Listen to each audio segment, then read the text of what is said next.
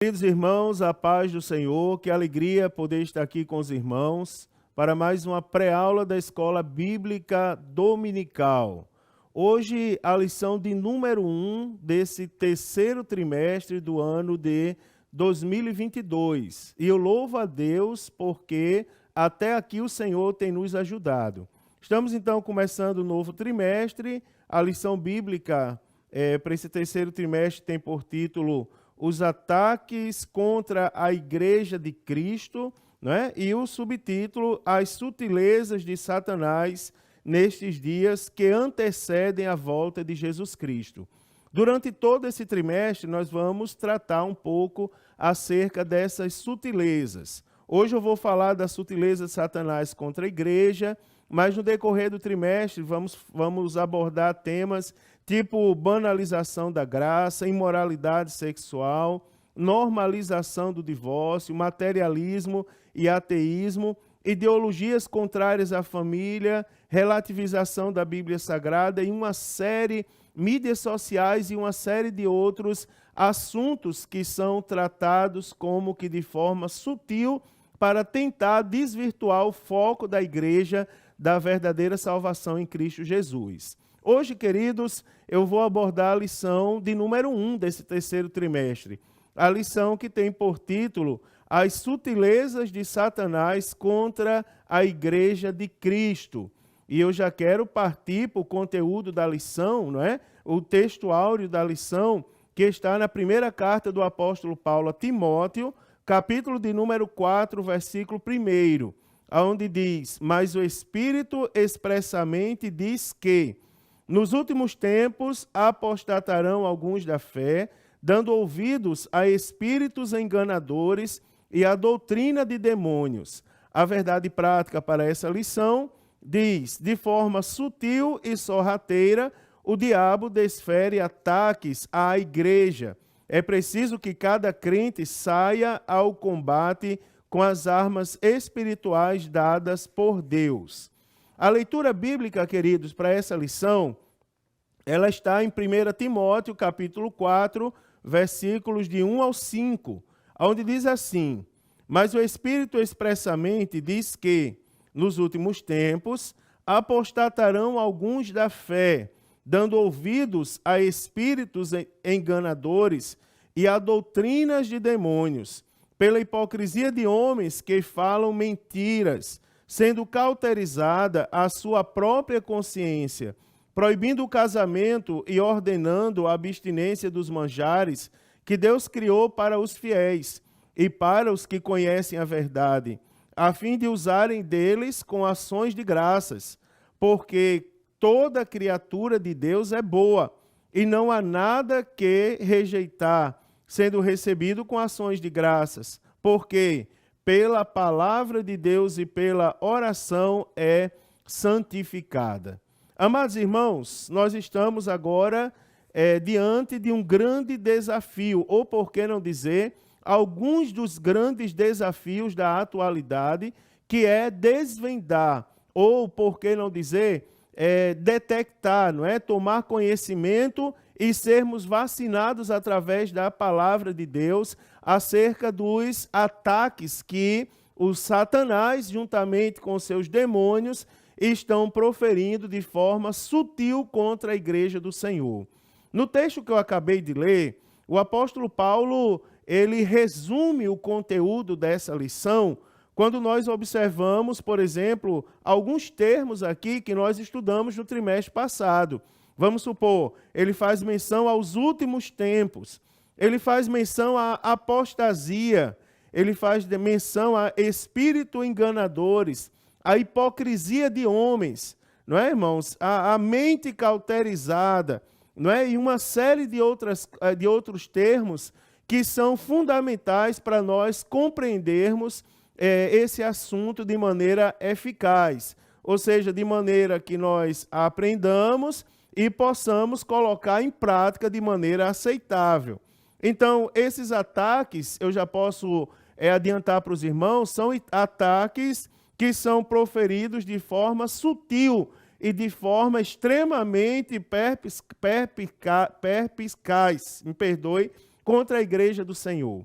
Os objetivos dessa lição são mostrar que a igreja está sob o ataque de Satanás, descrever a natureza do ataque, elencar as esferas do ataque e pontuar os instrumentos de proteção da igreja do Senhor, que a igreja do Senhor tem à sua disposição nos dias atuais, conforme nos deixou o Senhor Jesus. Então, amados irmãos, o que é que nós temos agora? Como motivação para essa lição, eu quero fazer algumas afirmações que, ao término dessa lição, nós podemos explicar de maneira mais detalhada e com as bases que nós obtivemos a partir do conteúdo que vai ser exposto a partir de agora. Primeira afirmação é, de tempos em tempos, ou seja, não é novidade ou não deveria ser novidade para a igreja do Senhor, e aí eu deixo como desafio esse não deveria ser, o Satanás, que é o nosso adversário, ele planeja ataques contra a igreja de Cristo. Eu vou adiantar para os irmãos, que os irmãos percebam que, como estamos tratando do mundo espiritual, você percebe que um ataque que sofremos aqui acontece da mesma maneira e no mesmo período ali, acontece da mesma maneira, no mesmo período, em outro lugar, de forma semelhante, ou seja, são as trevas se organizando para atacar a igreja de várias maneiras. Nesses últimos dias, irmãos, esses ataques, eles não são tão claros, eles não são perceptíveis, digamos, aos nossos sentidos. Então, nesses últimos dias, nós precisamos tomar cuidado com as sutilezas desses ataques, não é? E com a sedução desses ataques. Nós somos seduzidos a desvirtuarmos o nosso foco da verdadeira espiritualidade e cairmos nas armadilhas do inimigo. Infelizmente, a igreja, no sentido geral, é uma igreja santa, mas infelizmente há um número considerável de pessoas que, quando tomam conhecimento ou percebem esses ataques, elas já estão tão envolvidas com ele que não tem mais possibilidade alguma delas serem salvas, ou seja, já é tarde demais. Então, como já falei para os irmãos, nesse trimestre nós vamos estudar a respeito desses diversos ataques contra a verdadeira igreja do Senhor. Não é? Eu não estou falando de qualquer igreja, eu estou falando da igreja do Senhor, que é aquela igreja que o Senhor vem buscar quando ele voltar para levar para a eternidade juntamente com ele. Agora, por que isso acontece? Por que eu estou falando desses ataques? Isso acontece porque o Satanás, ele se opõe ao povo de Deus, e não é novidade, tá certo? É novidade para aquelas pessoas que não têm costume de manusear a palavra de Deus. Mas para quem manuseia, não é? Nós temos já a experiência bíblica ou a informação bíblica, conforme os relatos da palavra de Deus, que são ataques que vêm desde a antiga aliança. Não é? Então, fora do contexto bíblico, a igreja sempre, irmão, sempre experimentou oposição do diabo. Agora, tem uma coisa interessante, é que esses ataques não acontecem sempre da mesma maneira, com a mesma metodologia e com a mesma intensidade. Como eu já disse anteriormente, na maioria das vezes, atualmente, eles estão acontecendo de forma sutil e quase imperceptível, principalmente aqueles que não estão tão ligados diretamente com as coisas do céu, tá certo? Então eu quero falar para os irmãos, já que é a primeira lição, um pouco sobre o termo sutileza, pontuar alguns alertas de Deus para os dias atuais que nós estamos vivendo, também ver a natureza dos ataques e as estratégias que o inimigo está utilizando e também as armas espirituais que nós precisamos ter na nossa vida para vencermos esses ataques e continuarmos militantes e triunfantes na presença de Deus. Então, para começar de fato a lição agora, eu quero falar com os irmãos um pouco acerca do termo sutileza. Que vem a ser sutileza? Sutileza é um termo que nós vamos ouvir não é, no decorrer de todo esse trimestre, nos próximos 3 meses. Porque o tema da lição é a sutileza de tal assunto, a sutileza sobre tal assunto. Então é importante nessa primeira lição nós tomarmos conhecimento que sutileza é a característica ou o caráter, tá certo? Ou seja, a sutileza pode ser uma característica diz respeito a algo momentâneo e o caráter é algo que já está, digamos, entranhado, é algo que já é permanente. Então, sutileza pode ser algo temporário ou algo, não é, que já vem ali, digamos, completamente estabilizado. Então, é característica ou caráter daquele que é sutil, tá certo? Que demonstra leveza, finura, delicadeza, tenuidade, não é? Agudeza de inteligência, argumento de grande complexidade que embarca ou diverge, afirmação de difícil entendimento para quem não está acostumado com o assunto, detalhe quase imperceptível, qualidade do que se faz sem alarde, o que se faz discretamente, algo misterioso ou enigma. É importante lembrar aos irmãos que nem toda sutileza é má. Não é? A sutileza também pode ser sinônimo de prudência, mas também prudência para fazer o bem, não é? Colocar bem as palavras, agir de forma agradável, ou prudência também para fazer o mal, não é? Para agir de maneira agradável com o objetivo de enganar, tá certo? De passar para trás. Então a gente tem que ter muito cuidado. Teologicamente, esses termos engano e sutileza, eles aparecem nas cartas do apóstolo Paulo com o mesmo significado. Do grego apaté, não é? Que significa engano ou sedução, tá certo? Que significa engano ou sedução. E isso no sentido teológico, ou seja, no sentido bíblico. É usado para referir-se a pessoas de conduta enganosa, não é? E embusteira, ou seja, aquelas que levam outras, que conduzem outras ao engano. E mediante tais recursos, mediante tais recursos que os mestres do erro, ou seja, as pessoas que se empenham porque eu não sei se arte de enganar seria o termo correto, mas as pessoas que se especializam na vida do engano, não é? Então são recursos que essas pessoas utilizam para conduzirem as suas vítimas a determinado desvio. No caso, como eu estou falando no sentido teológico, desvio da vontade de Deus, tá certo? Então essas sutilezas, elas impedem as pessoas de enxergarem a verdade. É como se fosse uma venda que é colocada nos olhos. E essas sutilezas, elas tornam possíveis o ingressar, ou seja, o fazer da vontade de Satanás contra o servo de Deus, contra o membro da igreja do Senhor. Para começar, agora, eu quero partir aqui para o primeiro ponto da lição, e quero falar, aliás, segundo ponto, e falar um pouco sobre da igreja que está sob ataque.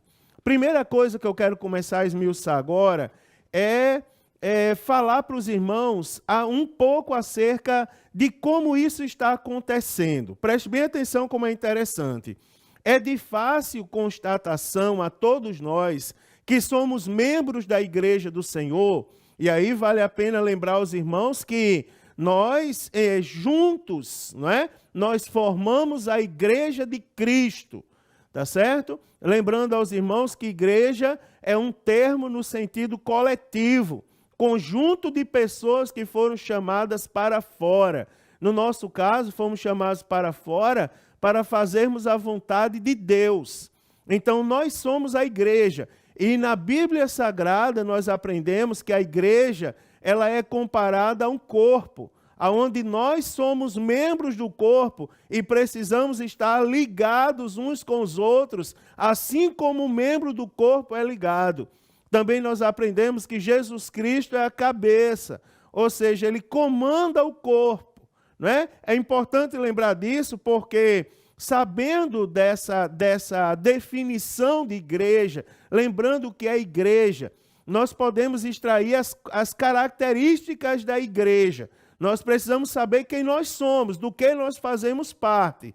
Não é, irmãos? Lembrando só um comentário figurativo sobre essa questão de membro do corpo, é que lembre-se que um membro do corpo ele precisa estar ligado.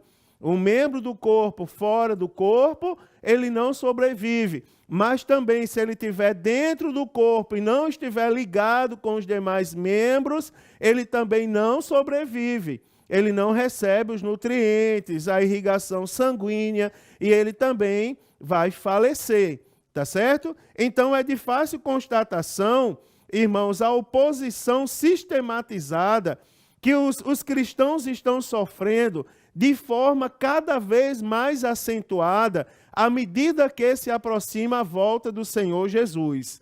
Você imagina, em anos passados, os ataques contra a igreja, eles eram feitos através de conflitos bélicos, não é? Era feito através dos exércitos.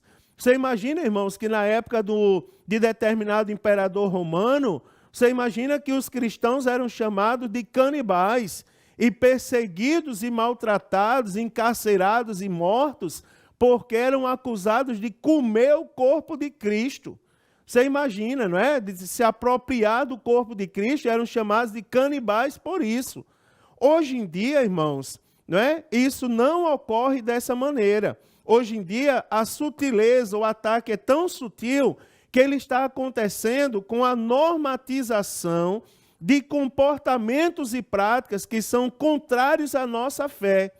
Então, como nós detectarmos a sutileza dos ataques dos dias atuais? O termômetro está em nossas mãos, é a palavra de Deus, não é, irmãos?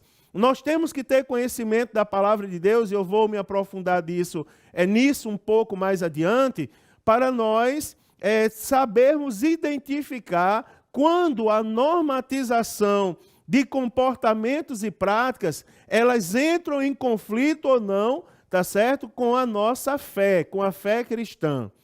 Para nós que aqui estamos, há um alerta a todos nós que somos povo de Deus. Então, é de fácil observação nas Escrituras Sagradas que Deus sempre manteve o seu povo sob alerta. Ontem mesmo, eu estava conversando com alguns irmãos novos na fé, né, que aceitaram Jesus de pouco tempo para cá, e eu estava explicando para eles que o ser humano é tão fácil de esquecer as coisas, e Deus que fez o ser humano, ele sabe disso. Por exemplo, lá no livro do Deuteronômio, Deus chega a dar o que a Bíblia registra como o último cântico de Moisés. Aí Deus dá o último cântico a Moisés e diz assim, entrega aos levitas, sabe por quê? Porque quando o povo estiver na terra prometida, na terra que mana leite e mel, eles vão esquecer de quem colocou eles lá. Então é necessário que eles louvem, que eles cantem esse cântico, para eles terem memória de o que eles viveram e quem foi que conduziu eles até a terra que mana leite e mel. Então, para o leitor da Bíblia Sagrada, é de fácil constatação que Deus sempre manteve o seu povo sob alerta. Você lê os profetas da Bíblia Sagrada no Antigo Testamento e também no Novo Testamento, você vai ver que sempre eles tiveram cuidado de que o povo de Deus fossem conduzidos baseado na genuína fé em Deus. Então, o Antigo Testamento, ele, por exemplo, nada acontecia com o povo de Deus sem que eles fossem avisados com antecedência. Os alertas, irmãos, sempre vinham. Os profetas profetizaram, não é? Se vocês não se arrependerem, vocês vão pagar o preço, vocês vão sofrer as consequências, não é? Vocês vão ser levados cativos. Quando vocês estiverem lá, que vocês se arrependerem, vocês vão ser libertados. Então, tudo o que aconteceu foi anunciado. Por exemplo, no período da monarquia, quantas vezes, não é, irmãos? Quantos profetas nós não temos? E sempre que nós temos um profeta no Antigo Testamento, os profetas da Bíblia Sagrada que profetizaram, e as suas profecias estão registradas aqui na Bíblia, eles sempre profetizaram para reis, para governantes, Eles sempre foram contemporâneos de períodos de governo. Eles sempre anunciaram aos monarcas e aos líderes o que eles deveriam fazer e quais as consequências se eles não fizessem. Preste bem atenção que também advertiam acerca de falsos profetas. Não é? Você tem grandes homens da Bíblia Sagrada. Você imagina aquela cena do profeta Elias contra os profetas de Baal. Clame mais alto, pode ser que o Deus de vocês não esteja ouvindo.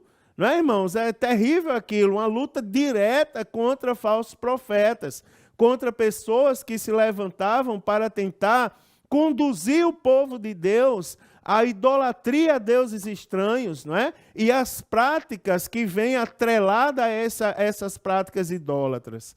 Então, no Novo Testamento, por exemplo, na sua primeira carta ao pastor Timóteo, o apóstolo Paulo escreveu o grande alerta que o Espírito Santo dava à igreja, que foi o texto que nós lemos hoje, né? Lá de 1 Timóteo, quando ele começa a falar e diz, mas o Espírito expressamente diz que, esse Espírito com E maiúsculo, ou seja, o Espírito Santo está alertando a igreja sobre alguma coisa. Esse expressamente, do grego, retóis, ele traz o significado de claramente, ou sem sombra de dúvida. Seria uma redundância se o assunto fosse a nossa fé. Por exemplo, se é o Espírito que está falando, não precisa eu enfatizar, é o Espírito que está falando, portanto é a verdade. Se é o Espírito de Deus, já é a verdade. Então, outro detalhezinho sobre a Bíblia Sagrada, que é importante termos em mente nessa lição desse trimestre, é que, irmãos, a Bíblia não foi escrita para ser questionada. A Bíblia foi escrita para ser falada, ouvida e acreditada por nós. Não é? Então, alguns falam, outros escutam e creem. A Bíblia, para nós, os crentes, foi escrita para a gente crer. Mas esse termo retóis aqui, de expressamente, ele tem um sentido de claramente, ou seja, sem sombra de dúvidas. Foi o Espírito que disse. Então, é um postulado, é algo que é indiscutível. O Espírito do Senhor, portanto, ainda nos dias de hoje, por meio das Escrituras Sagradas, ele faz conhecido ao seu povo os perigos que cercam a igreja. Então, daí, irmãos, a importância que eu quero frisar aqui também, de nós estarmos em comunhão com o Espírito Santo de Deus. É indiscutível que nós estamos na reta final, tá certo? Então, que o Satanás tenha atacado a igreja é algo incontestável a todos nós. Deus preveniu a igreja que isso acontecia. Então, assim, como eu já falei para os irmãos, e é a última vez que eu falo, que eu repito hoje, nós como crentes não podemos mais ser pegos de surpresa com essa história. Não, irmãos, algumas pessoas, a não ser os novos na fé, que ainda não tiveram a oportunidade de ler a Bíblia, mas os que já leram, os que já são crentes, não é, irmãos, que são... esperam a volta do Senhor Jesus, eles não podem mais ser pegos de surpresa. Por quê? Porque a sutileza dos ataques do inimigo, ela está prevista nas Escrituras. Então, o Senhor também, ele mostra, não é? Ele revela que isso aconteceria nos últimos tempos. O apóstolo Paulo diz, o Espírito expressamente diz que nos últimos tempos, então, nos últimos tempos, esses últimos tempos diz respeito à era da igreja, ao momento onde o Espírito Santo atua em nosso meio como consolador, onde nós temos a oportunidade de aceitar Jesus como Senhor e Salvador da nossa vida e termos os nossos pecados justificados diante de Deus. Então, queridos, a precisão, você observa que o apóstolo Pedro, ele disse também que o derramamento do Espírito fazia parte dos últimos dias. Não é? E de forma semelhante, o apóstolo Paulo disse como os homens se comportariam nos últimos dias. Não é? Então, a precisão com que foram descritos os ataques sutis de Satanás contra a igreja não diz referência ao dia e nem à hora. E como não diz referência ao dia nem à hora, deve servir de alerta a todos nós. Nós não sabemos, né, irmãos, quando vai acontecer. Agora acredite que a todo momento Satanás está querendo tirar a nossa atenção das coisas do céu. Tá certo? Ontem também eu comentei com os irmãos alguma coisa sobre isso, quando eu disse para eles o seguinte: olhe, vocês venceram esse ataque do adversário. Vocês foram capazes de discernir que era algo espiritual. Agora vocês orem e vigiem e leiam a palavra de Deus, porque vocês venceram esse, mas virão outros. Enquanto estivermos aqui, estamos sob ataque. Então você observa, se o apóstolo Paulo, que viveu, irmãos, há mais de 2000 anos, ele chegou a citar os seus dias, quando ele escreveu a Timóteo, chamou de últimos dias, o que dirá nós, irmãos, que estamos vivendo agora? Ou não estamos nós na reta final? Ou não estamos nós, irmãos, no momento de nós corrermos e nos apegarmos com o nosso Deus para não sermos tomados por essas coisas ruins? Preste atenção que o Senhor nos deixou alguns alertas. O apóstolo Paulo, extremamente inspirado pelo Espírito Santo de Deus, ele fez alguns alertas ao pastor Timóteo sobre os últimos dias. Dias difíceis para a igreja, não é, irmãos? Além disso, esses dias seriam marcados por grandes mudanças na sociedade e acreditem particularmente no que diz respeito àqueles que professam a fé em Cristo. Eu quero destacar aqui para os irmãos 4 marcas, não é, deste tempo que o apóstolo Paulo disse que nós vivenciaríamos agora nos últimos dias. Preste atenção, primeiro ataque, né, o primeiro alerta para os últimos dias. Primeiro alerta diz respeito à apostasia.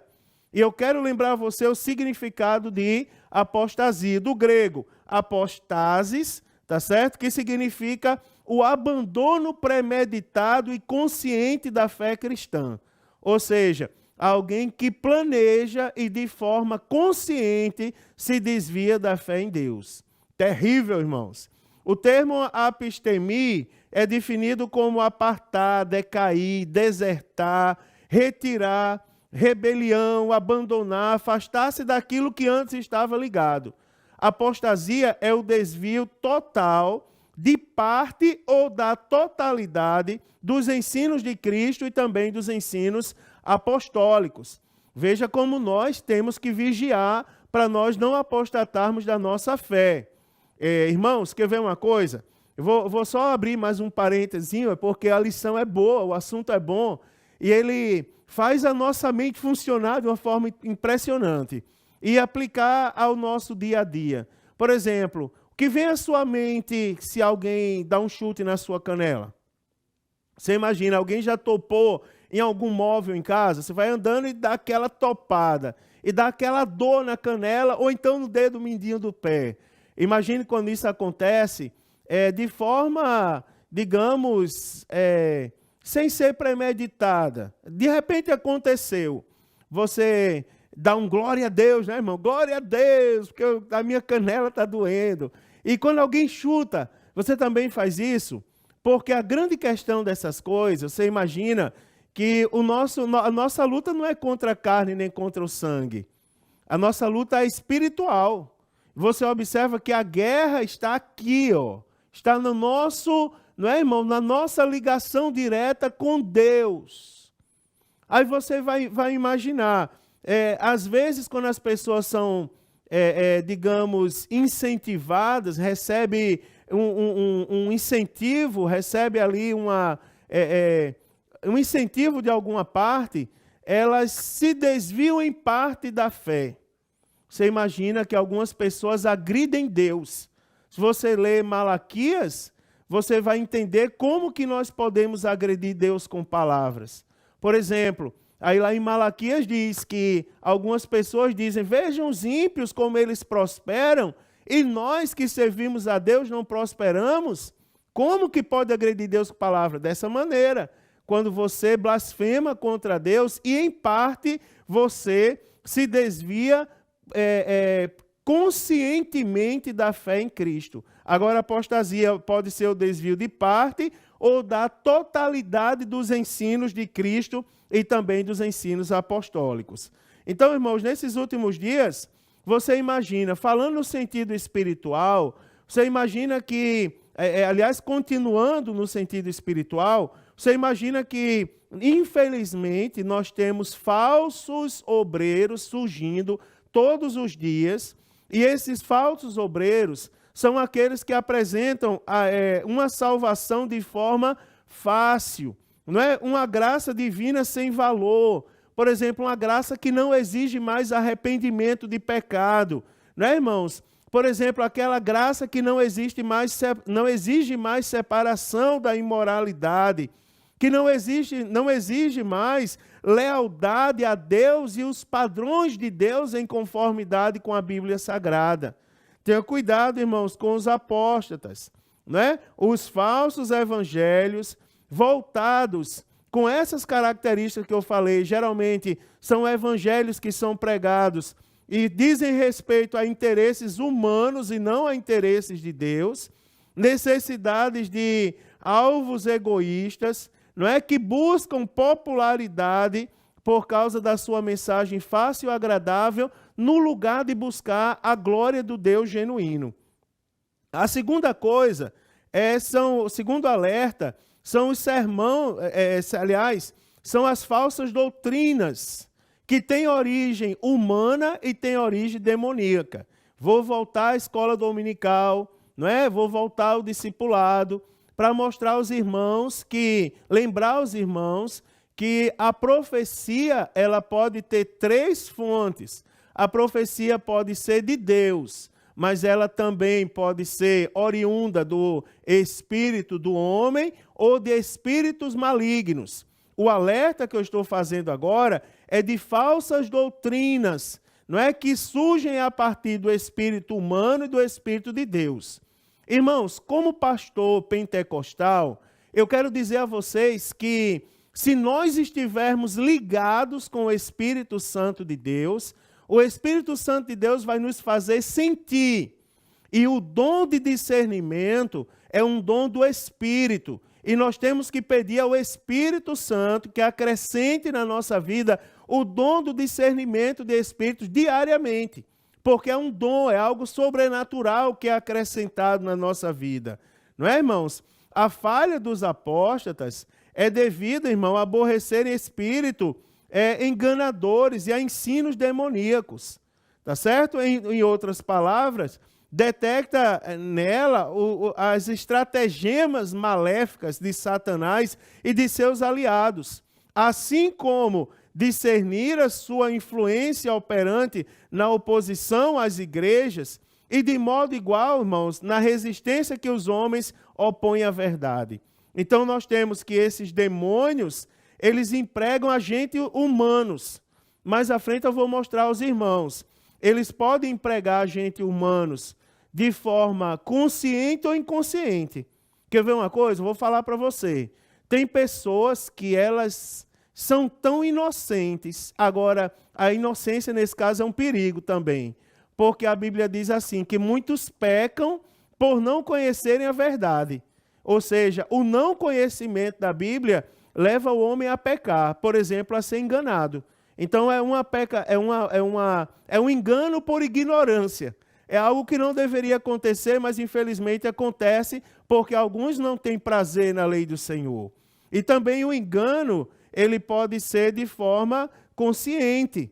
Vocês acreditam que tem pessoas que elas acreditam que elas são Jesus? Tem pessoas que acreditam que são anjos do céu. Eu conheço pessoas, eu já comuniquei com pessoas, já tive contato com pessoas que elas acreditam, elas chegam para você e dizem, eu vim do céu. Não é? Tem pessoas que dizem, eu vi Deus face a face. Mas Deus é espírito. E a Bíblia diz que ele nunca foi visto por ninguém, mas aquelas pessoas juram ter visto. Não é, irmãos? Às vezes não, por conhecimento, por falta de conhecimento da Bíblia Sagrada. E daí pode surgir uma falsa doutrina. fruto da inobservância da palavra de Deus e suas verdades. São pessoas que têm cauterizadas a sua própria consciência, como o texto que nós lemos hoje fala. Também eu quero destacar a hipocrisia como alerta, não é? A hipocrisia, ou seja, aquelas pessoas que falam mentiras, aquelas pessoas que não são honestas, são aquelas pessoas que pregam uma coisa, mas elas praticam outra, tá certo? Elas dizem a seus discípulos o que fazer, mas eles próprios não fazem o que dizem. Não é, irmãos? Satanás, ele trabalha através da hipocrisia, tá certo? Dos que falam mentiras. Ou seja, são pessoas enganadoras. Uma das características do verdadeiro servo de Deus, irmãos, é a sua busca constante pela honestidade e integridade. Ou seja, ele pratica o que ele prega. Preste atenção que quando a gente diz isso, sempre surgem pessoas e dizem, mas vocês são perfeitos? Vocês não erram? Olha, irmão, não estou falando de pessoas absolutamente perfeitas, mas eu estou falando de pessoas que buscam incessantemente serem obedientes da palavra de Deus. Já ontem também, uma nova convertida disse a mim, pastor, se Jesus morreu pelos pecados da humanidade, por que existe pecado na humanidade? E eu disse para ela, minha filha, excelente pergunta sua. Preste bem atenção que se Deus não tivesse dado o livre-arbítrio ao homem, nós não estaríamos vivos. O livre-arbítrio ele está diretamente ligado à capacidade do homem viver. E Deus colocou a escolha. Os que seguem a Jesus serão salvos, os que não seguem já estão condenados. Então o homem escolhe o seu caminho. O que escolhe a vida de pecado, a Bíblia diz que o salário do pecado é a morte. O que escolhe Jesus Cristo, a Bíblia diz que o dom gratuito é Jesus Cristo. Né? A salvação é um dom gratuito, ela vem por meio de Jesus. Os que estão em Cristo não são seres perfeitos, mas eles estão buscando, irmãos, eles estão lutando para obedecerem a palavra de Deus. E cá para nós, isso é uma característica de um verdadeiro servo de Deus. Ele procura manter a boa consciência sempre. Tá certo? Ele não cai nos ardis da hipocrisia. E o quarto alerta são as pessoas que têm consciências cauterizadas. Né, irmãos? São indivíduos que estão tão cegos pela incredulidade, eles estão tão seduzidos pela incredulidade, pela inobservância dos estatutos de Deus, que são tão endurecidos de coração que a consciência não é mais capaz de exercer suas funções designadas. O apóstolo Paulo, ele descreve na Bíblia Sagrada, lá em Efésios capítulo 4, versículo 19, ele diz que uma pessoa nessa condição moral é semelhante a uma que perdeu todo o sentimento, ou seja, está no estágio de dormência. Por que não dizer que o apóstolo Paulo passou por isso? Não é, irmãos? O apóstolo Paulo era um conhecedor da lei, mas ele saiu com carta de recomendação para maltratar os cristãos. Até ter o encontro verdadeiro com Cristo, não é? E sua mente ser aberta, seus olhos serem abertos, os olhos físicos e também os olhos espirituais. E ele passar a enxergar como um crente, como um cristão genuíno deve se comportar diante do Senhor. Preste atenção que é importante nós sabermos também, irmãos, sobre a natureza do ataque. Não é? Isso aqui é muito interessante. A natureza desses ataques. Então, desde a fundação da igreja, como eu já disse aos irmãos, que falsos mestres, eles vêm disfarçando-se entre os filhos de Deus com o objetivo de disseminar heresia. Tá certo? Eles sempre estão ali, diariamente. Não é?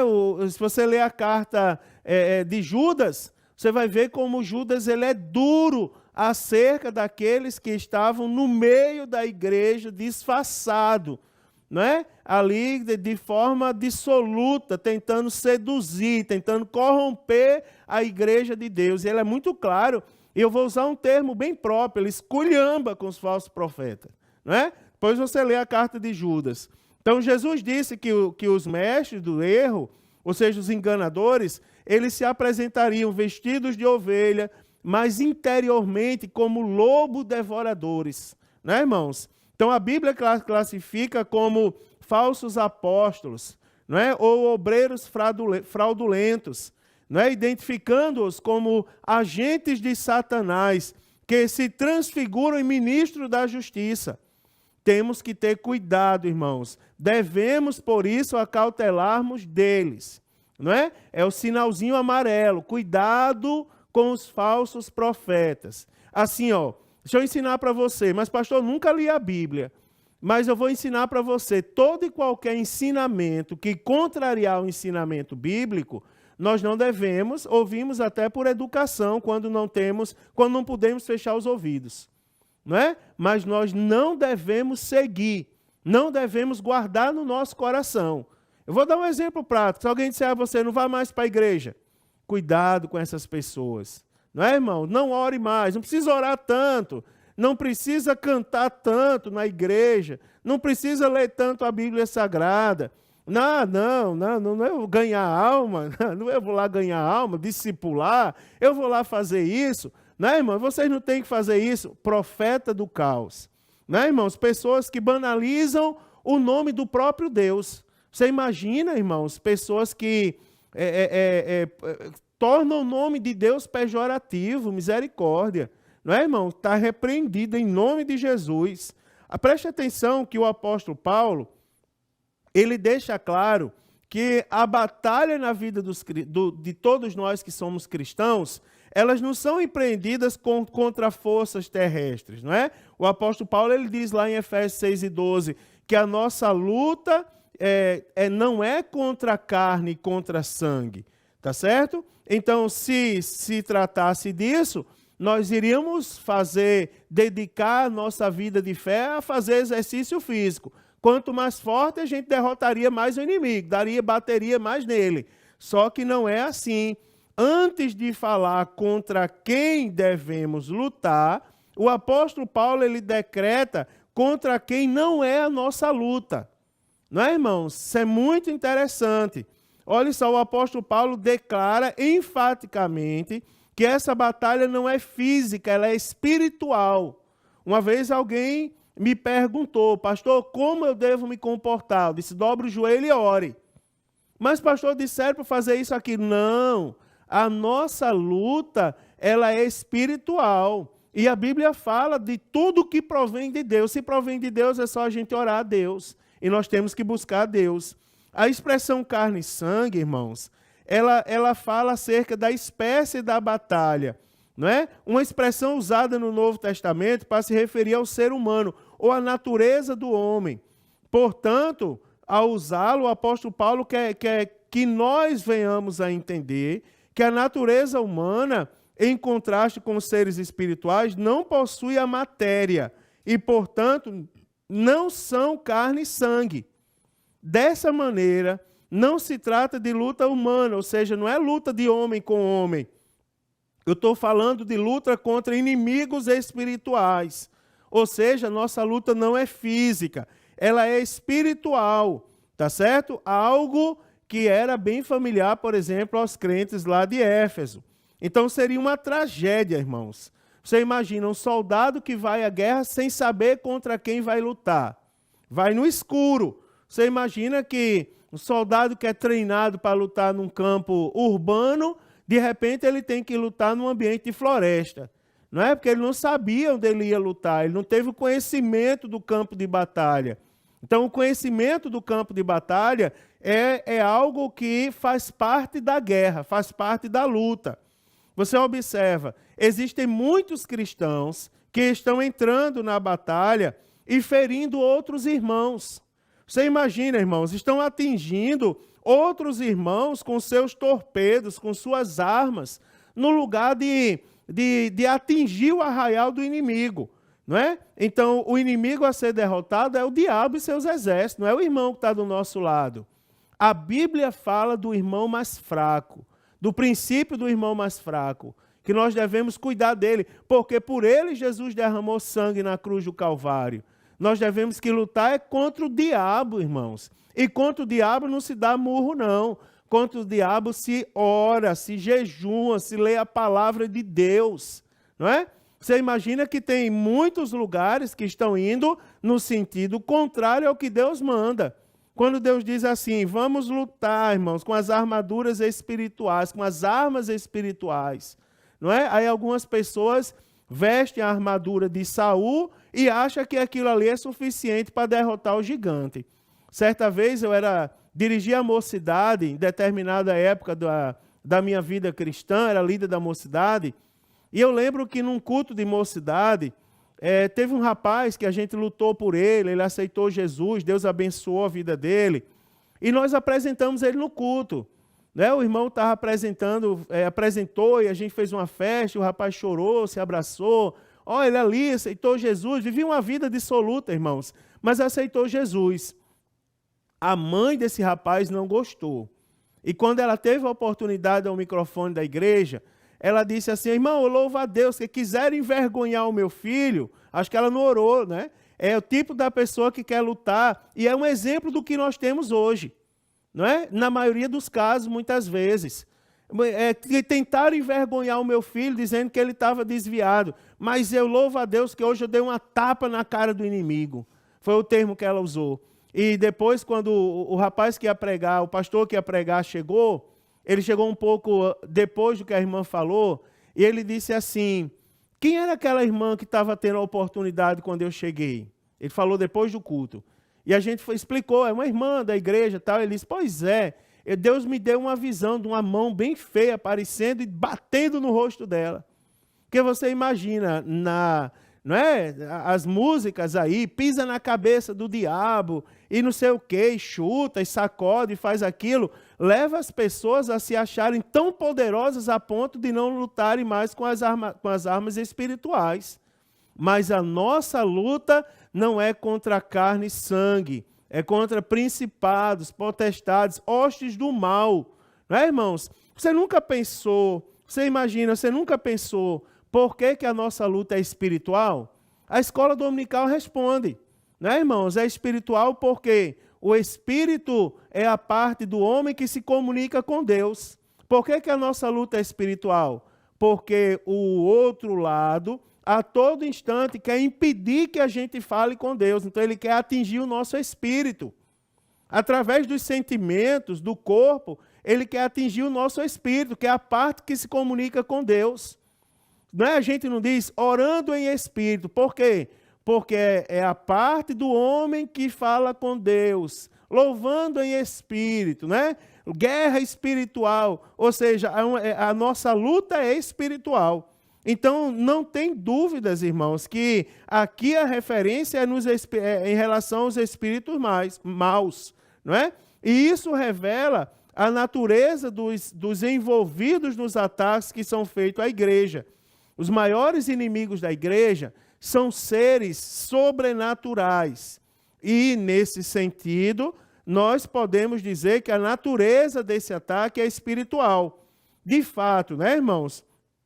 O apóstolo Paulo, quando escreveu aos Efésios, ele disse que a nossa luta era contra os seres espirituais. Então, nós temos que vigiar isso. A luta é de natureza espiritual e também de natureza moral. Preste atenção. Outra coisa que eu devo destacar para os irmãos, com bem cuidado, é que a luta é contra a natureza, não é? Deve ser levado bem em consideração a natureza, a sutileza do diabo, quando a questão são a área moral, está na área moral. O apóstolo Paulo ele faz referência a pessoas que se comportam de forma hipócrita, a pessoas mentirosas, ou seja, ele está fazendo menção à moralidade, não é? A comportamentos que dizem respeito à esfera moral. Então, na verdade, a hipocrisia e a mentira são manifestações inversas das virtudes morais cristãs, da autenticidade e da verdade. Não é, irmãos? Então, nós temos que cuidar também, porque há uma luta para que a nossa moralidade seja atingida. Irmãos, olhe, eu vou dar uma adiantada aqui. Então, a operação do erro sempre trabalha com falsidade e engano. Sempre tem falsidade e engano. O apóstolo Paulo demonstra não é, a esfera moral desse ataque, quando ele faz referência àqueles que têm a mente cauterizada ou cauterizada a sua própria consciência. Né? O termo grego aqui é suneidesis, usada para consciência. E é uma consciência, não é? É uma referência à capacidade humana de julgar, de entender o certo e o errado. E, em outras palavras, é a faculdade humana por meio da qual se distingue o que é moralmente certo e moralmente errado, ou bom ou ruim. Tá certo? Então, uma consciência cauterizada significa dizer que ela se tornou insensível, tá certo? A ponto de não discernir mais o certo e o errado. Então, nós temos que ter cuidado com a moralidade. Inclusive, irmãos, quando o assunto são as brincadeiras dos dias atuais. Você já viu tudo, como eu estou falando de sutileza, você observa como as coisas induzem a isso. Tudo começa com uma brincadeira.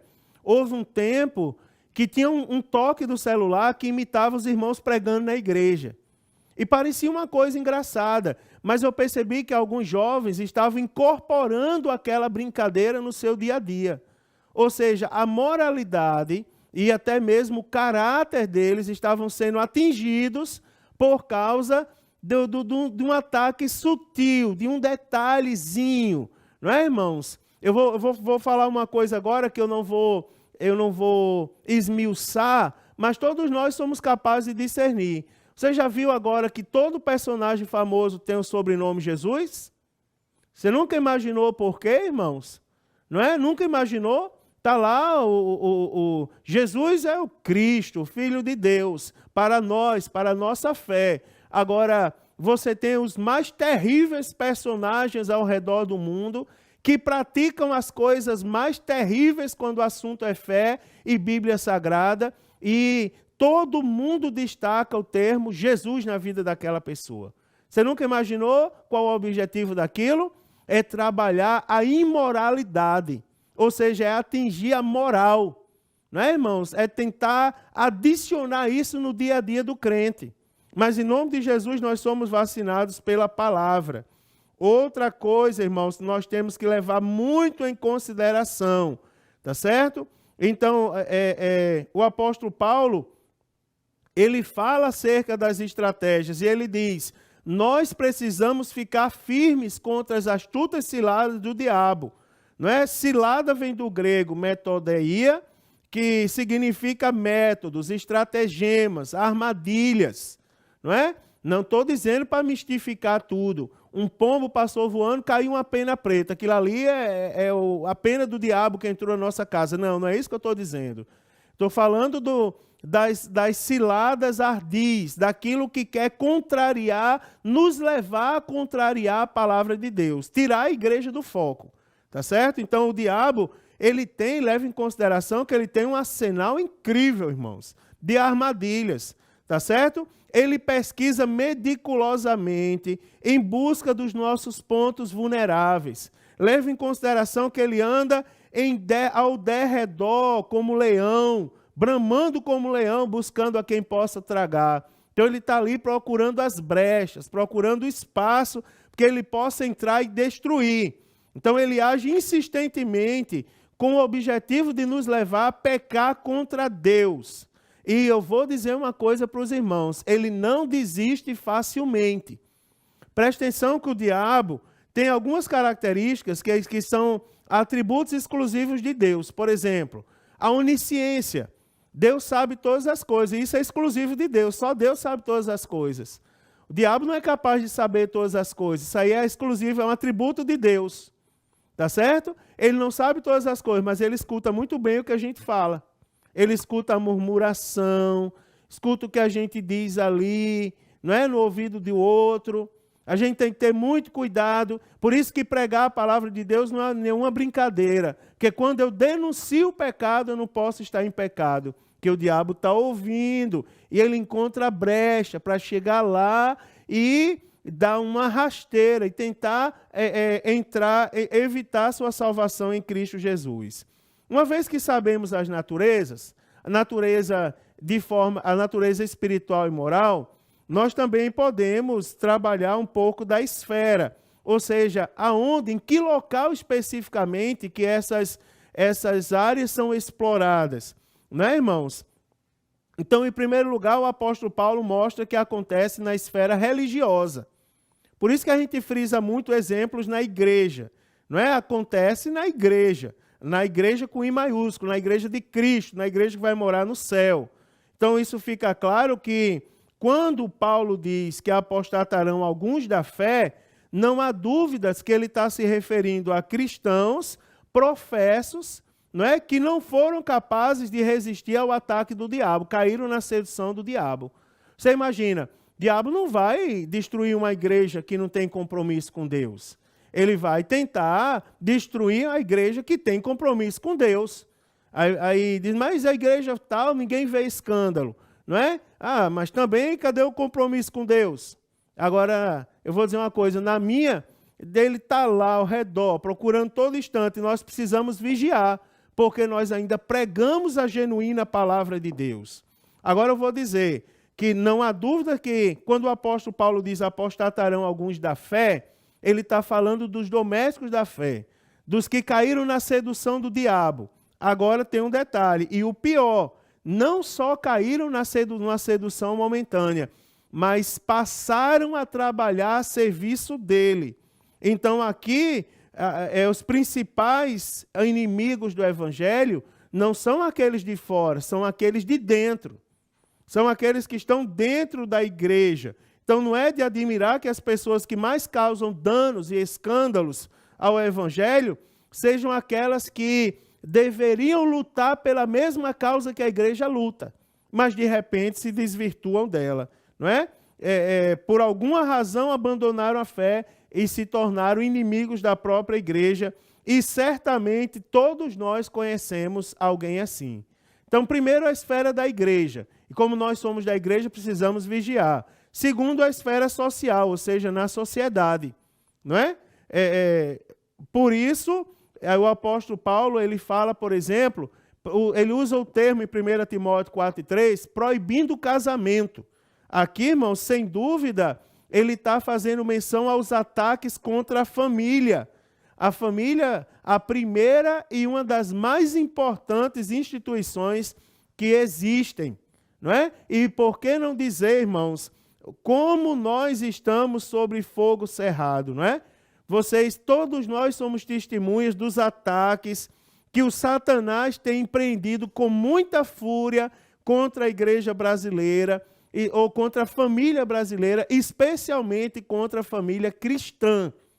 O objetivo do Satanás é destruir as instituições de Deus para tentar enfraquecer aqueles que professam a fé em Cristo Jesus e eliminar a salvação deles. Nós precisamos acordar para essa realidade.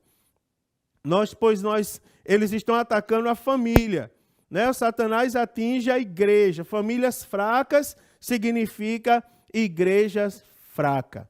Agora, para terminar, o último ponto dessa lição, eu quero falar para vocês com muito orgulho. Por exemplo, eu vou entrar num tema polêmico, não é? Porque eu sou professor e pregador da palavra de Deus e pastor de igreja. Eu prego a verdade. E diariamente alguém diz, pastor, mas placa não leva para o céu. Como não leva? Não é, irmãos? A placa mostra o caminho. Qualquer placa indica o caminho, traça o rumo, mostra a direção.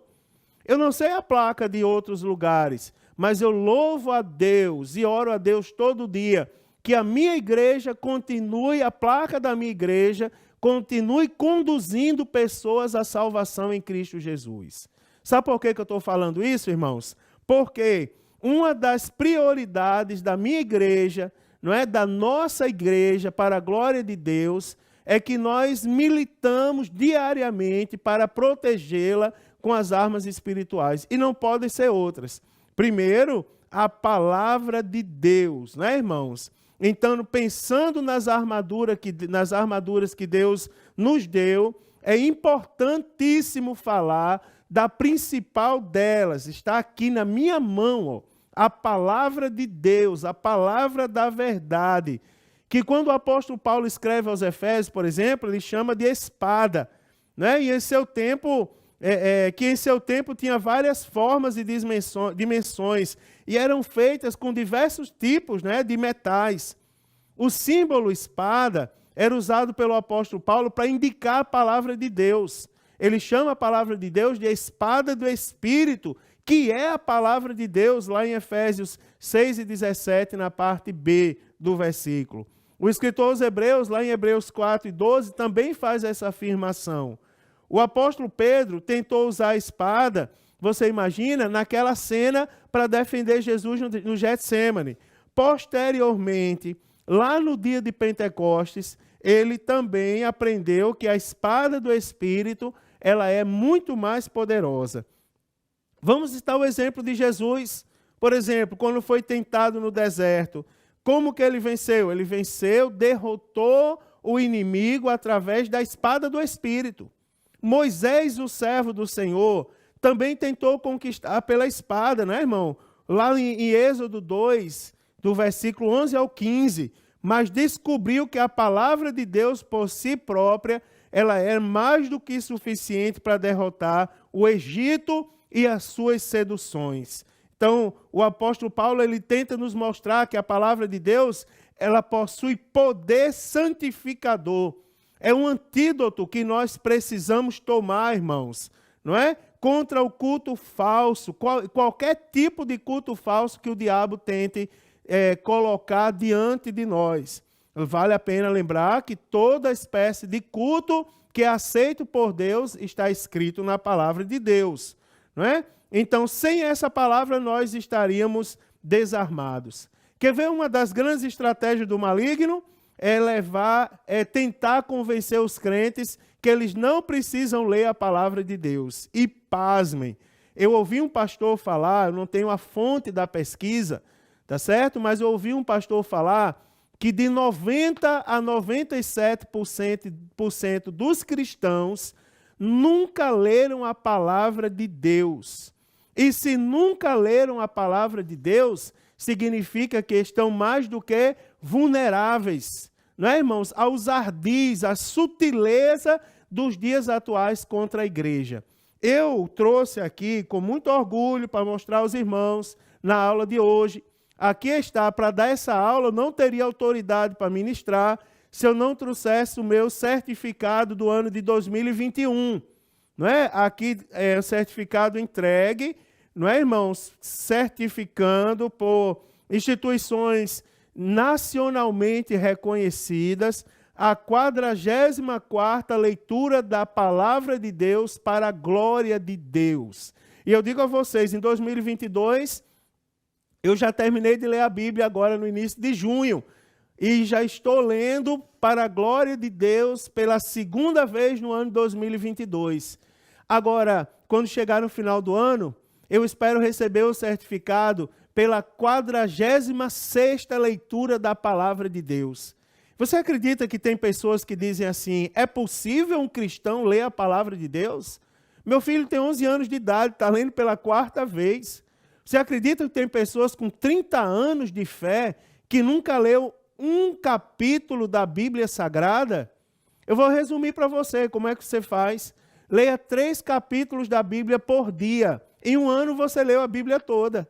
Não é, irmãos? Eu que falo devagar, penso devagar, não sou tão inteligente, mas como pessoas que eu conheço são extremamente inteligentes, eu consigo ler 3 capítulos da Bíblia, inclusive o Salmo 119, eu consigo ler em 10, 15 minutos. O que é 10, 15 minutos para dedicar à leitura diária da Bíblia Sagrada? A leitura tem que estar na nossa vida de forma sistemática. Não é? Nós temos todos os dias ter a missão de ler a Bíblia Sagrada, sistematicamente, regularmente. Faz parte da nossa vida, é a vacina, irmãos. Toda a Bíblia Sagrada deve ser lida. Alguém disse uma vez, certa vez, eu não exponho esse certificado em qualquer lugar, porque em alguns lugares a pessoa diz, não, isso aí não é verdade. Mas no dia que eu estava entregando o certificado para os leitores da Bíblia da minha igreja, eu lembro que uma senhora veio receber o certificado, uma irmã já de avançada idade, uma anciã da igreja, E eu disse para ela assim, quantas vezes a senhora já leu a Bíblia? E quando eu olhei o certificado, estava lá 76 vezes. E eu disse, irmã, a senhora conseguiu ler isso tudo? Ela disse, li, pastor. Diga aqui para a igreja como a senhora conseguiu. Ela disse, para todo lado que se olha, na minha casa tem uma Bíblia. Na minha cozinha tem a Bíblia que eu faço a leitura anual e diária.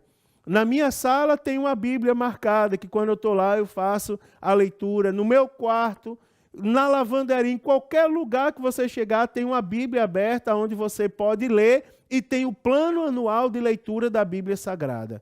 Além, irmãos, da Bíblia Sagrada, eu termino agora falando da oração. O cristão consegue se manter fiel, sendo bem-sucedido na resistência aos inimigos, quando ele permanece em oração. E a Bíblia diz, orai sem cessar. O apóstolo Paulo, escrevendo aos Efésios, ele diz, orando em todo tempo. Né, irmãos? Essa expressão em todo tempo, traduzido do original, em panquikairó, que significa em todas as ocasiões, em todo tempo, ou seja, sempre, orando sempre. Né? As convocações para orar seguida sempre de vigilância. Não é? Então, quando o assunto é Bíblia Sagrada. Então, orando e vigiando nisso com toda perseverança e súplica por todos os santos. E essa combinação, irmãos, orar e vigiar, origina-se das palavras de Jesus aos seus discípulos. Você observa, quando Neemias estava restaurando os muros de Jerusalém, o inimigo tentava impedi-lo de realizar essa obra das mais diversas maneiras. Como foi que Neemias venceu, irmãos? Ele venceu da seguinte maneira: porém, nós oramos ao nosso Deus e, como proteção, pusemos guarda contra eles. Tá certo? As reuniões, infelizmente, segundo o autor da lição, as reuniões menos frequentadas das nossas igrejas ainda são as reuniões de oração. Mas eu louvo a Deus que o Senhor, Ele dá oportunidades como essas, lições como essas. Não é, irmãos? Nós precisamos cuidar para não sermos levados pelo adversário e suas sutilezas. Então eu vou orar, vou ler a palavra, vou buscar Deus em oração. Instrumento do diabo não, eu sou vaso nas mãos do Senhor Jesus. Louvado seja o nome do Senhor. Persevere em oração. Tá certo? Há um comentário sobre o círculo de oração. Historicamente, o círculo de oração, ele nasceu a partir de uma iniciativa de uma irmã chamada Albertina, da Assembleia de Deus de Pernambuco. A história registra isso muito bem. E em determinado momento, em uma das convenções gerais da nossa igreja, se instituiu o círculo de oração como trabalho oficial de oração das Assembleias de Deus. Aonde você vai, em qualquer Assembleia de Deus tem um círculo de oração. Qual era o objetivo? Que as esposas dos obreiros, na época, no formato original, se reunissem em círculo e buscassem poder de Deus sobre a igreja. Não é, irmãos? Glória a Deus por isso, que o tempo passou e hoje toda a igreja, homens, mulheres, jovens, crianças, adolescentes, anciãos, toda a faixa etária da igreja está envolvida no círculo de oração da igreja. E para concluir, irmãos, quando o superintendente perguntar o que você aprendeu hoje, você vai dizer, o diabo está atacando a igreja das formas mais sutis, algumas das quais eu nem tinha conhecimento, tá certo? Então é uma realidade que nós, cristãos, precisamos nos conscientizar e levar a sério, né, irmãos? E nós precisamos o que? Nos defendermos. Então, uma das coisas que faz parte do nosso mecanismo de defesa é conhecer a natureza desses ataques, as esferas, não é, onde eles são empregadas e se nos munirmos das armas espirituais para ganharmos essa guerra. Então, apesar dos ataques de Satanás contra os servos de Deus, nós temos em Cristo a graça necessária para resisti-lo. Aleluia! Não é? Certos que, em conservarmos a nossa vida diante do Senhor, o diabo não poderá nos vencer, irmãos. Antes, resistir ao diabo e ele fugirá de vós. Tá certo? lembre-se, tenha uma vida de oração, de leitura na palavra de Deus, para estar pronto a vencer essas lutas. E que o Senhor guarde a todos nós. Deus abençoe, queridos. Tenham uma excelente aula, tá certo? Uma excelente aula. Leia a sua lição, revise, escute essa aula mais de uma vez e vá no domingo preparado para colaborar com o seu professor. Leve as suas dúvidas, as suas colocações para serem feitas de maneira oportuna e os professores se dediquem mais ao ensino e eu tenho certeza que a sua aula será uma bênção. A paz do Senhor a todos, queridos, e até a próxima oportunidade, em nome de Jesus.